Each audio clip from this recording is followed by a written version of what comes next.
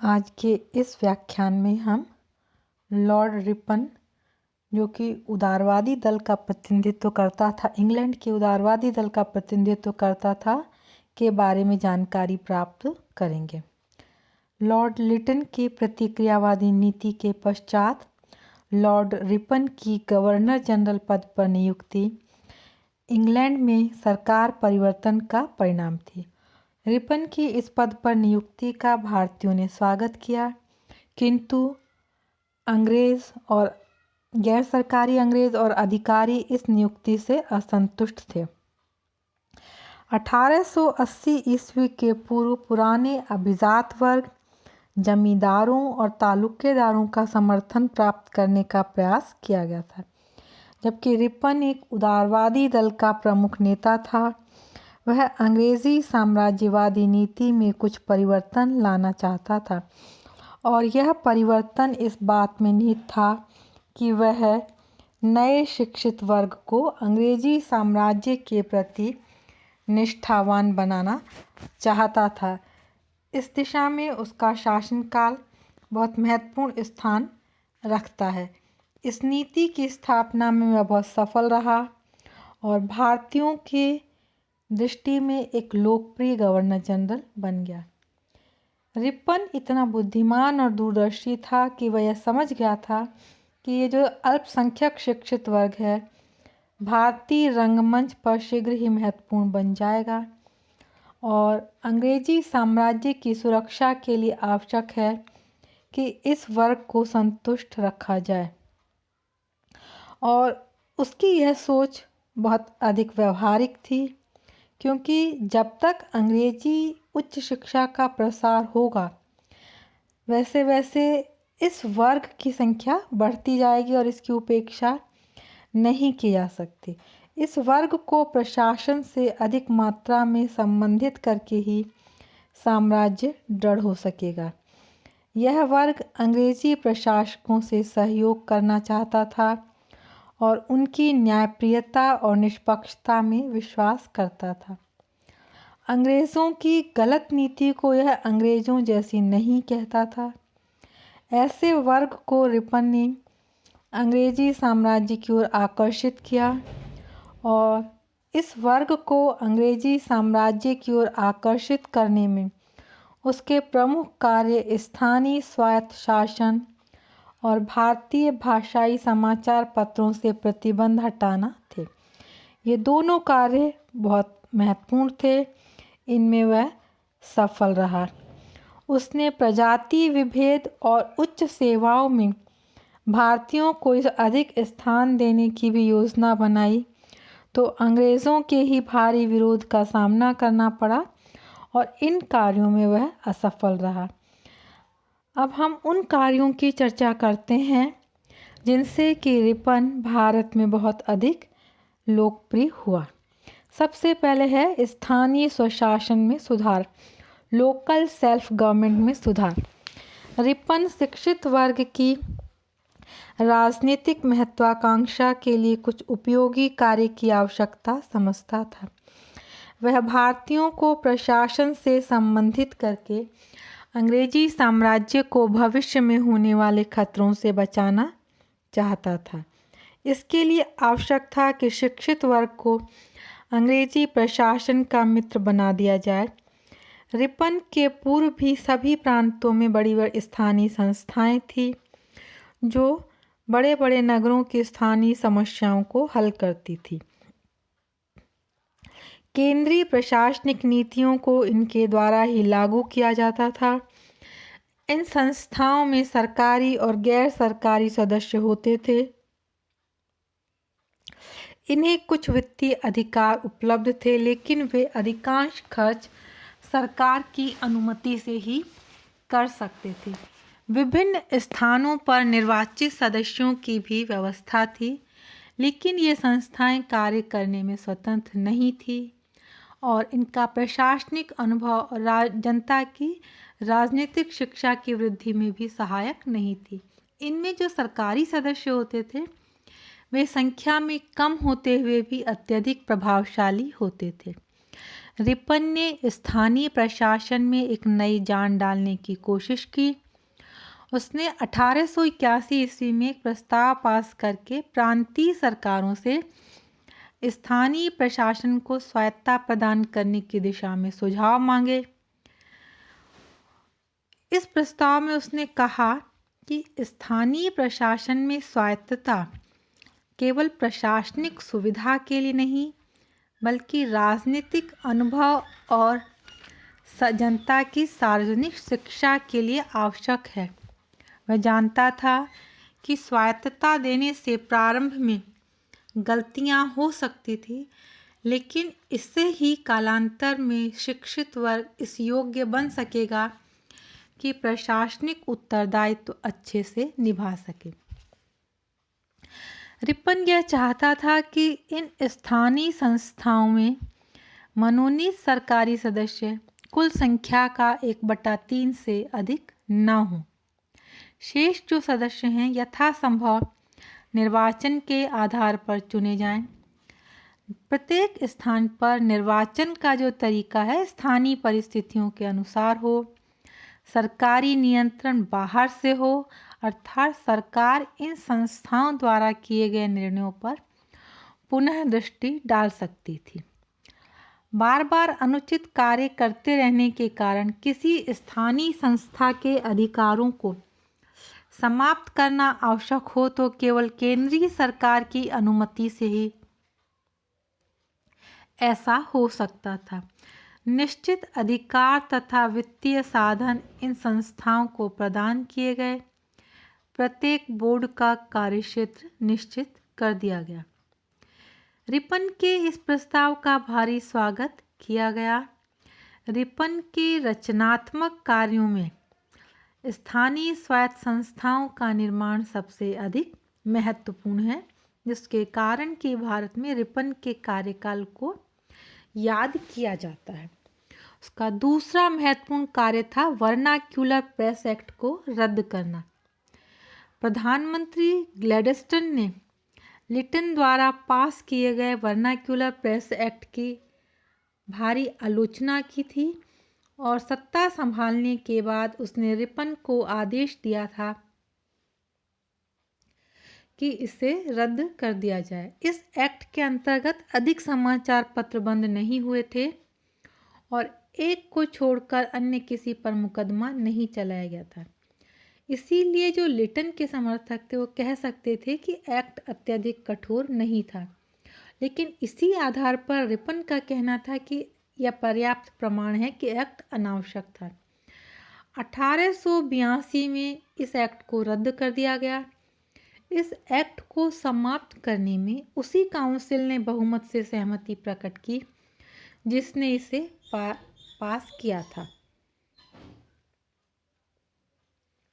इस कार्य से रिपन भारतीय भाषाई समाचार पत्रों में लोकप्रिय हो सका। साथ ही नए शिक्षित मध्यम वर्ग का उसे अधिक समर्थन प्राप्त हो सका। रिपन ने इसके साथ प्रजातीय विभेद को कम करने का प्रयास किया।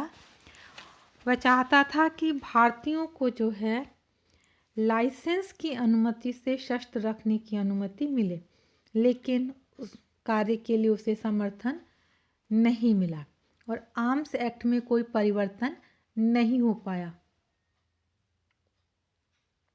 इसी तरह से रिपन जो चाहता था कि भारतीयों को जो है सिविल सर्विस में प्रवेश की अधिकतम आयु सीमा बढ़ाने के प्रश्न पर विचार करने के लिए किया, लेकिन भारत सचिव ने स्पष्ट मना कर दिया। इसी प्रकार स्टैट्यूटरी सर्विस में भी योग्यता के आधार पर भारतीयों को नियुक्त करवाने में रिपन असमर्थ रहा। अब है इल्बर्ट बिल विधेयक, जिसका कि भारतीय राष्ट्रीयता के उत्थान में भी महत्वपूर्ण हाथ है। इल्बर्ट विधेयक से संबंधित प्रतिक्रिया को समझने के लिए हमें कुछ पृष्ठभूमि आवश्यक है। 1882 में भारत सचिव ने रुड़की इंजीनियरिंग कॉलेज में पढ़े हुए केवल भारतीयों को ही सरकारी नौकरी में स्थान दिए जाने की व्यवस्था की।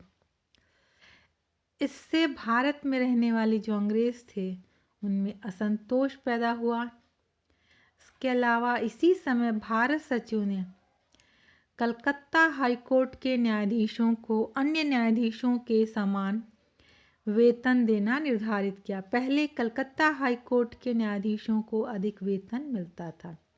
तीसरा, कलकत्ता हाईकोर्ट के मुख्य न्यायाधीश गार्थ के छुट्टी पर चले जाने से एक भारतीय न्यायाधीश रमेश चंद्र मित्तर, जो कि सबसे अधिक थे, को मुख्य न्यायाधीश बना दिया गया। इन घटनाओं से रिपन कलकत्ता में रहने वाले अंग्रेज़ों में बहुत अलोकप्रिय हो गया। उन्हें केवल एक ऐसे अवसर की तलाश थी जिस पे कि वे समस्त अंग्रेज़ों को एकत्रित करके विद्रोह कर सकें। 1883 ईस्वी के पूर्व यह स्थिति थी कि यूरोपियनों के मुकदमे केवल जस्टिस ऑफ पीस अथवा हाई कोर्ट द्वारा ही सुने जा सकते थे। प्रेसिडेंसी नगरों को छोड़कर अन्य स्थानों पर किसी भी भारतीय न्यायाधीश को अंग्रेज़ों के मुकदमे सुनने का अधिकार नहीं था। प्रेसिडेंसी नगर बम्बई, कलकत्ता, मद्रास में कोई भी मजिस्ट्रेट अंग्रेज़ों के मुकदमे सुन सकता था। 1882 में ICS के एक सदस्य बिहारी लाल गुप्ता और बंगाल के गवर्नर एडेन ने यह प्रश्न उठाया कि ICS के कुछ भारतीय सदस्य अब इतने वरिष्ठ हो चुके हैं कि वे सेशंस जज बन सकते हैं। ऐसी स्थिति में उनके अधिकार अपने अंग्रेज सहयोगियों से कम नहीं होने चाहिए। एडेन के इस सुझाव को रिपन ने विभिन्न प्रांतीय सरकारों और अपनी काउंसिल के सदस्यों की सम्मति के लिए भेजा। कोई विरोध नहीं होने पर फरवरी 1883 में कानून सदस्य CP इल्बर्ट ने एक विधेयक रखा जिसके अनुसार सिविल सर्विस के सदस्यों, सहायक कमिश्नरों और छावनी के मजिस्ट्रेटों को JP यानी जस्टिस ऑफ पीस बनने का अधिकार दे दिया गया। सहायक सेशंस जज को 3 वर्ष कार्य करने के पश्चात अंग्रेज़ों का मुकदमा सुनने का अधिकार होगा। इस विधेयक का अभिप्राय था भारतीय मजिस्ट्रेटों पर लगे प्रजातीय प्रतिबंधों को समाप्त करना, अर्थात अंग्रेज़ों को जो विशेष उपलब्ध अधिकार थे उनको समाप्त करना। व्यवहारिक रूप में इस अधिनियम के अंतर्गत अगले 10 वर्षों में समस्त भारत में केवल 9 भारतीय जजों को यह अधिकार उपलब्ध हो सकता था। इतने सीमित परिवर्तन का जितना विरोध हुआ उतनी आशा रिपन ने नहीं की थी। भारत स्थित अंग्रेज प्लांटर्स और व्यापारियों, ईसाइयों ने इस विधेयक से लाभ उठाकर सरकारी नीति के विरुद्ध अपने असंतोष को व्यक्त किया।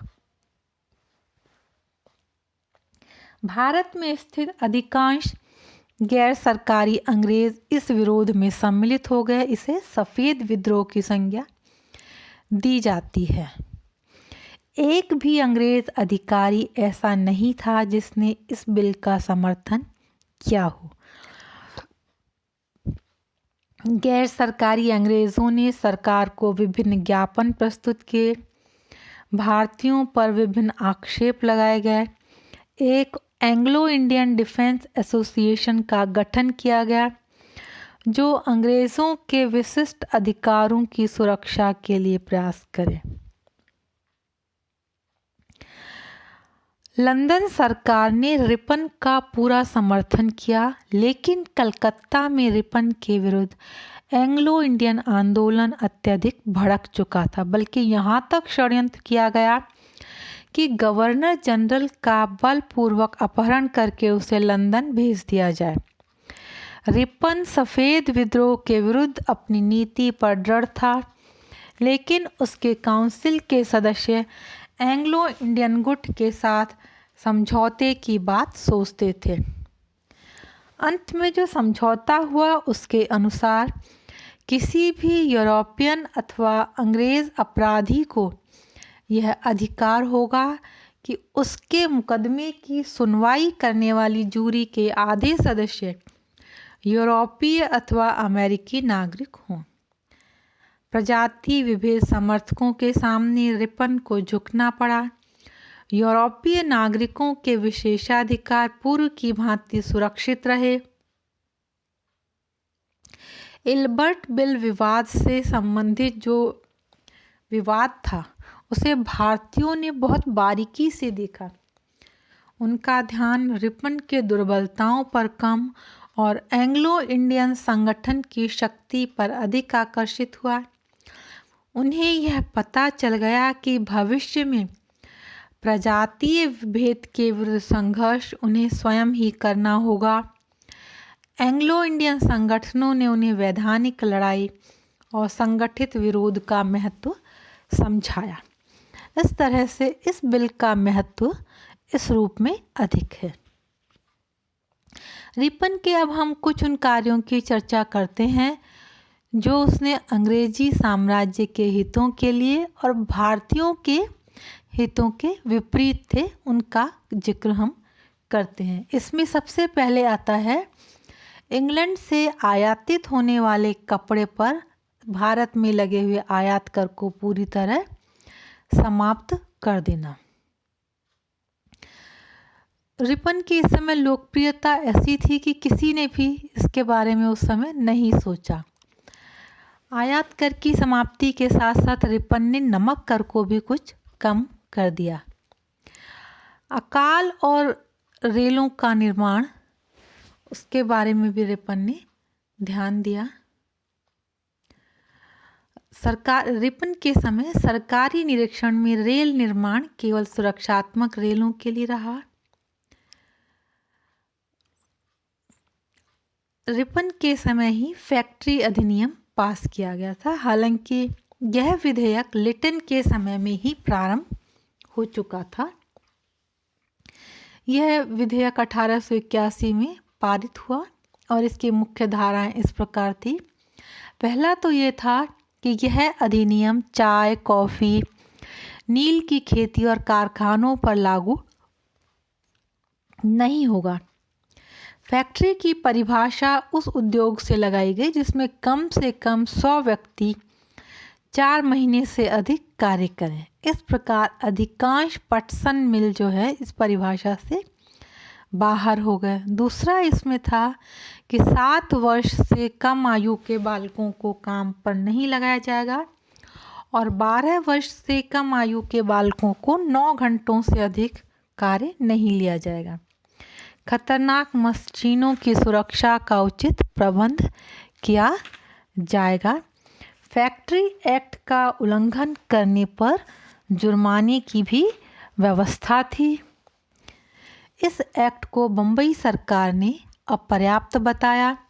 बम्बई के इंस्पेक्टर ने और अधिक कड़ा नियम पास करने के लिए कहा, क्योंकि इस समय बम्बई में भारतीयों द्वारा स्थापित कपड़ा मिलें खड़ी हो गई थी और उनके विकास में बम्बई सरकार कठिनाई खड़ी करना चाहती थी।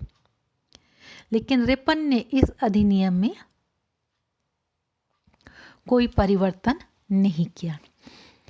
अब है रिपन का जो भारतीय नरेशों के प्रति नीति थी उसमें भी उसने पूरी तरह से अंग्रेजी हितों का ही संवर्धन किया। भारतीय राज्यों पर अंग्रेजी नियंत्रण को बढ़ाने में रिपन ने काफ़ी योगदान दिया। अंग्रेजी नियंत्रण को पैरामाउंसी शब्द से व्यक्त किया जाता है। 1858 ईस्वी के पश्चात इसकी स्पष्ट व्याख्या नहीं की गई। व्यवहारिक रूप में पैरामाउंसी अंग्रेजी सर्वोच्चता की द्योतक थी। इसकी व्याख्या रिपन ने मैसूर के शासक को मैसूर का राज्य वापस सौंपते समय स्पष्ट की। 25 मार्च 1881 को रिपन ने मैसूर का राज्य वापस कर दिया। राज्य से संबंधित हस्तांतरण पत्र की धाराएं स्वयं रिपन द्वारा निश्चित की गई थी। पहले की जितनी भी संधियां थी उन्हें समाप्त कर दिया गया और ये जो वापसी थी इसे अंग्रेज सरकार द्वारा एक भेंट कहा गया। मैसूर द्वारा दिए जाने वाले खिराज की मात्रा बढ़ा दी गई। महाराजा के अधिकारों में भारी कटौती कर दी गई। किसी भी उत्तराधिकारी को उस समय तक वैध नहीं माना जाएगा जब तक अंग्रेज सरकार उसे मान्यता न प्रदान करे। भारत सरकार की अनुमति के बिना राज्य की भूराजस्व व्यवस्था, प्रशासन और विधि प्रणाली में कोई परिवर्तन नहीं किया जा सकता था। इसी तरह बड़ौदा के गायकवाड़ को भी दिसंबर 1881 में उसका राज्य सौंप दिया गया, लेकिन यहाँ भी रिपन ने उसी प्रकार शासक की अधीनता पर बल दिया। 2 वर्ष तक सभी क्षेत्रों में उसके आचरण के लिए आज्ञाएं निर्धारित कर दी गई।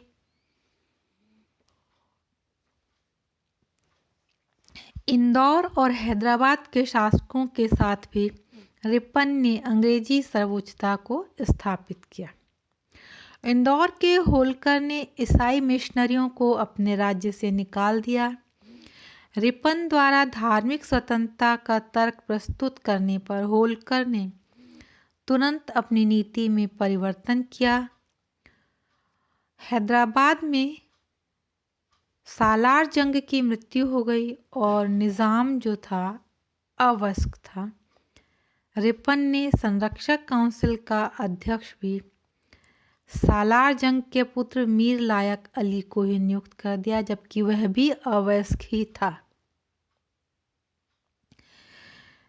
ऐसा करने के पीछे रिपन की मंशा यह थी कि दीवान और निज़ाम दोनों नाबालिग होने पर ही रेजिडेंट अधिक प्रभावी हो सकता था।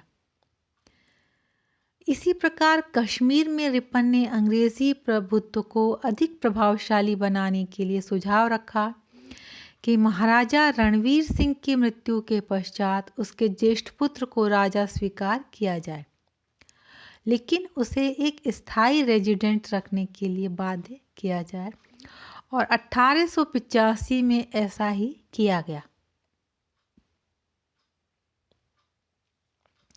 इस तरह से रिपन ने अंग्रेजी साम्राज्य के हितों की सुरक्षा और सर्वोच्चता के सिद्धांत का प्रयोग काफ़ी प्रभावशाली ढंग से किया।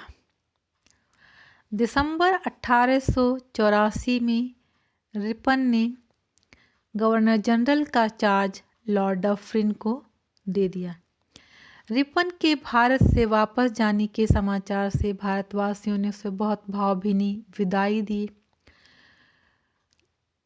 भारतवासियों को रिपन ऐसा पहला गवर्नर जनरल मिला जो उनके प्रति सहानुभूति रखता था, लेकिन इंग्लैंड और भारत में अधिकांश अंग्रेज उसकी नीति से असंतुष्ट थे, क्योंकि इसका कारण रिपन के भाषण और वाणी अधिक और उसके कार्य कम थे।